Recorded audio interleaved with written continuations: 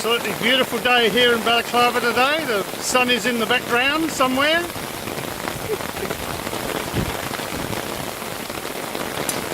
Oh, it's a glorious drive.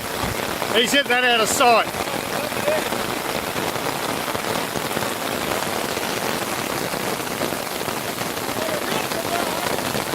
Now we've got to work it out how we're going to get there. Rightio, well here we go.